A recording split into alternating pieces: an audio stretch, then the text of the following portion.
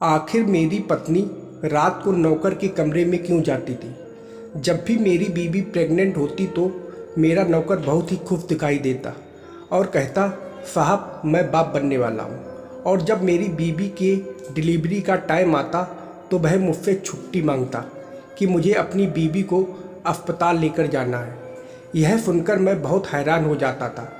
इस बीच एक दिन जब मैं अपनी पत्नी को मायके छोड़कर वापस घर आया तो देर रात मुझे अपने नौकर के कमरे में से किसी औरत के बोलने की आवाज़ सी लगी, जबकि वह अपनी पत्नी को गांव में ही रखता था। तो उसके साथ कमरे में इस वक्त कौन हो सकता था?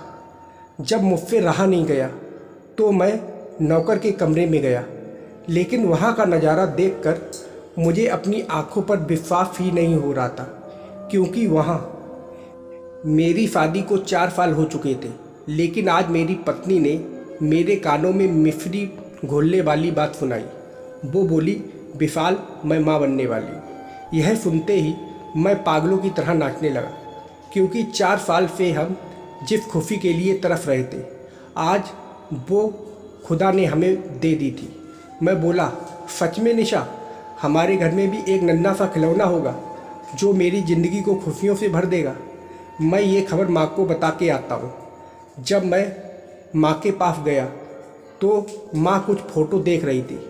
मुझे देखकर बोली कि इन लड़कियों में से कौन सी लड़की पसंद है, बता दो, उससे मैं तुम्हारी दूसरी शादी करवा दूँगी, क्योंकि बांझ बेल पर कभी फल नहीं आते और तुम्हारी पत्नी बांझ है और मुझे भी अपने ख़ानदान का नाम आगे बढ़ाना है।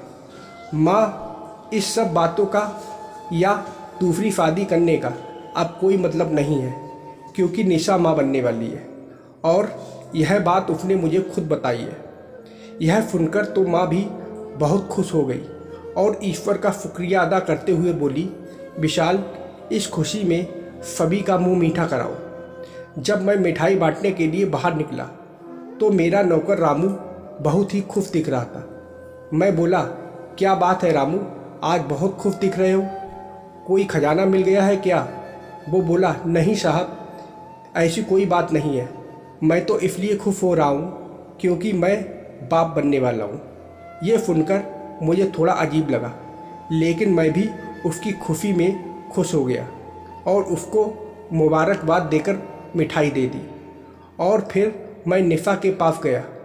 मैं बोला, निशा, तुम्हें पता है कि हमारा नौकर रामू भी बाप बनने वाला है? ये सुनते ही निशा के चेहरे की खुशी ही गायब हो गई और वह घबराने लगी, जैसे मैंने उसकी कोई चोरी पकड़ ली हो। निशा, क्या हो गया? तुम परेशान क्यों हो रही हो? वो बोली, नहीं कुछ नहीं, मैं तो यह सोच रही थी कितनी अजीब बात है कि इधर मैं प्रेग्नेंट और उधर रामू की पत्नी भी प्रेग्नेंट है। ऐसे ही दिन गुजरने लगे। फिर एक दिन मेरा नौकर मेरे पास आया और बोला, साहब जी, आज मुझे छुट्टी चाहिए। मैं बोला, क्या हुआ, सब ठीक तो है ना?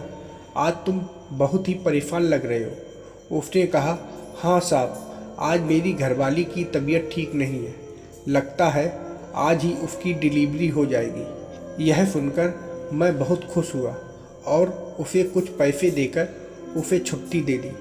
लेकिन वह जाते जाते कहता गया, साहब एक बार मालकिन को भी देख लो, कहीं उनकी भी तबीयत खराब ना हो रही हो। उसकी ये बात सुनकर मैं थोड़ा चौंक गया। उसे मेरी पत्नी की इतनी फिक्र क्यों हो रही है?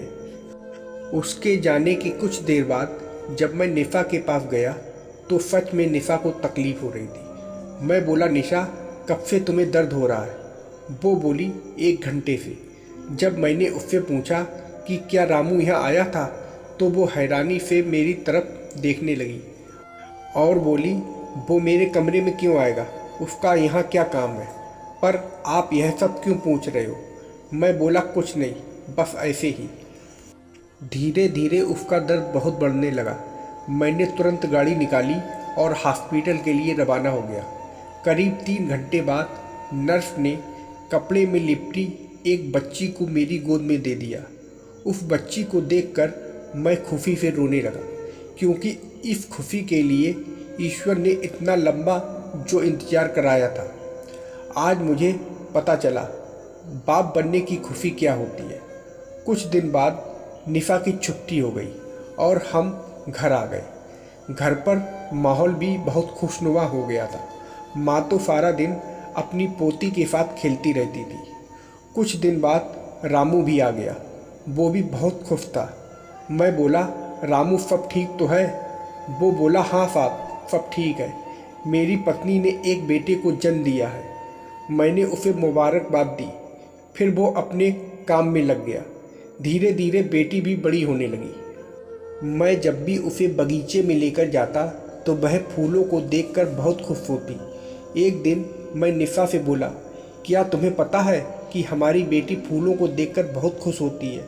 मेरा इतना कहना ही हुआ था कि निफ़ा घबराते हुए बोली, कहना क्या चाहते हो? क्या यह माली की बेटी है? तुम मुझ पर तोहमत लगा रहे हो। अरे निफ़ा, तुम तो बुरा मान गई। मैं तो बस मजाक कर रहा था। ऐसे ही दिन बीतते चले गए और हमारी बेटी 2 साल की हो गई। इस बीच एक सुबह मेरी पत्नी ने फिर से खुशखबरी दी कि मैं फिर से बाप बनने वाला हूँ। आज मेरा नौकर फिर खुश नज़र आ रहा था। मैं बोला, क्या हुआ? तो वो बोला, मेरी पत्नी फिर से माँ बनने वाली है। ऐसे ही दिन महीने गुजरने लगे और मेरी पत्नी ने फिर से एक बेटी को जन्म दिया। मैं फिर भी खुश था। नौकर भी वापस आ गया। वो बोला, मेरी पत्नी ने फिर से एक और बेटे को जन्म दिया। अब मैं सोच में पड़ गया कि जब मेरी पत्नी प्रेग्नेंट होती है तभी रामू की पत्नी भी, और जब मेरी पत्नी की डिलीवरी होती है तभी रामू की पत्नी की भी डिलीवरी होती है। इस बीच एक दिन मेरी पत्नी मायके जाने की जिद करने लगी। मैं उसको मायके छोड़कर देर रात घर वापस आया तो रामू के कमरे की लाइट जल रही थी और उसके रूम से किसी औरत की आवाज़ आ रही थी। जब मुझसे रहा नहीं गया तो मैं रामू के कमरे के पास गया। जैसे ही मैंने कमरे का दरवाज़ा खोलकर जो नज़ारा देखा, उसे देखकर मुझे अपनी आंखों पर विश्वास ही नहीं हो रहा था, क्योंकि अंदर कोई और नहीं बल्कि मेरी पत्नी निफ़ा थी और वो रामू को कुछ पैसे दे रही थी और हाथ जोड़कर खड़ी थी। जब मैं बोला, निफ़ा, तुम तो मायके गई थी तो यहाँ कैसे? वो बोली, जब आप मुझे मायके छोड़कर आए थे मैं तुरंत आपके पीछे पीछे वहाँ से आ गई। फिर मैं बोला, निफ़ा, ये सब क्या है? मुझे बताओ तो। वो बोली, बताती हूँ। मैं बहुत डर गई थी। जब मैंने अपना टेस्ट कराया तो सबके ताने सच निकले।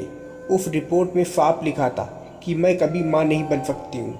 ये सब देखकर मैं बहुत डर गई कि कहीं आप मुझे छोड़ ना दो। मैं आपसे एक पल भी दूर नहीं रह सकती थी। इस बीच एक दिन रामू मेरे पास आया और बोला, मेम साहब, एक बात बोलूँ? मेरी पत्नी माँ बनने वाली है, लेकिन हमें वो बच्चा नहीं चाहिए। मेरे पास पहले से ही 2 बच्चे हैं। आप माँ नहीं बन सकती तो आप उस बच्चे को गोद ले लो। इससे आप पर लगा कलंक भी हट जाएगा और एक बच्चे को घर भी मिल जाएगा। और ये राज मैं किसी को भी नहीं बताऊंगा।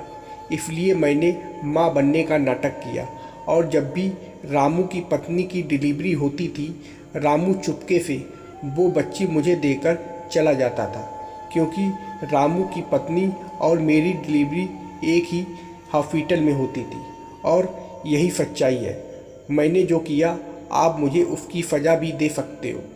मैं समझ गया निशा अपनी जगह गलत नहीं थी, क्योंकि जब कोई औरत बच्चे के कारण छोड़ी जाती है उस पर क्या बीतती है ये कोई नहीं सोचता। इसी डर के कारण निशा ने ये कदम उठाया। रामू ने भी ये बात किसी पर जाहिर नहीं की और ये राज मैंने अपने अंदर ही दफन कर लिया। तो दोस्तों, यह कहानी आप लोगों को कैसी लगी कमेंट करके ज़रूर बताइएगा और वीडियो को लाइक और सब्सक्राइब करना मत भूलिएगा। वीडियो देखने के लिए आप लोगों का बहुत बहुत धन्यवाद।